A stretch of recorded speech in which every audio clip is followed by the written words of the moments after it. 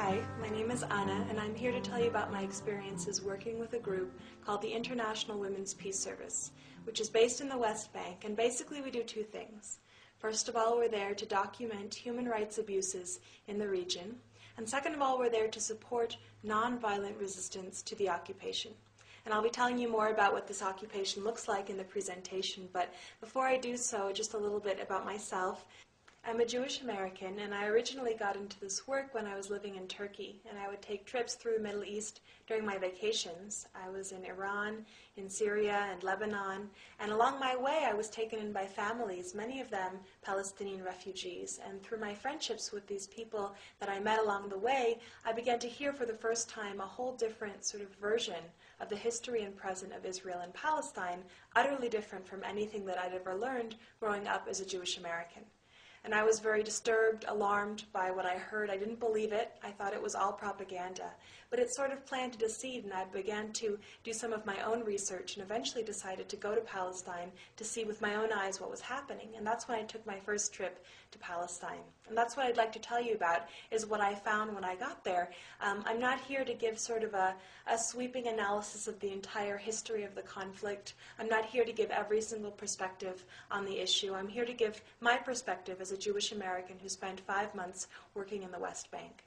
Now, when I first got to Palestine, there were, of course, many sort of surprises along the way, but one of the first ones was just aesthetically the way Palestine looked. I guess I'd imagined the Middle East to be sort of rolling sand dunes, barren desert land, and when I got there, I realized that Palestine was actually very beautiful.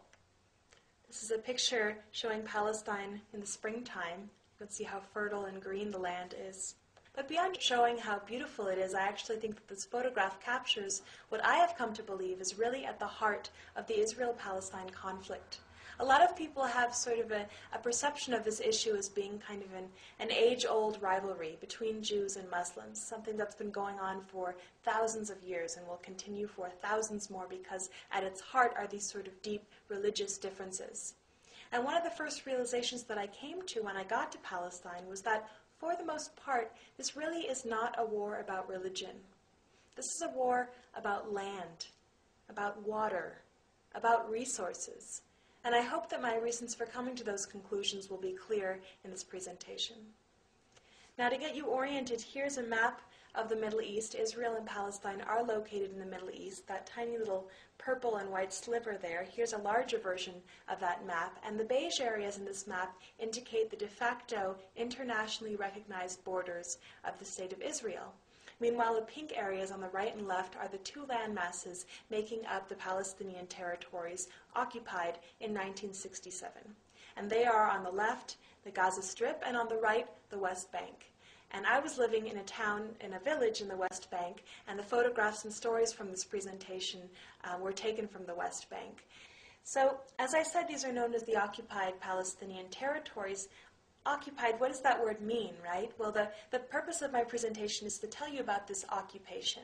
And the first part of my talk is just explaining the structures of the occupation. What is it composed of?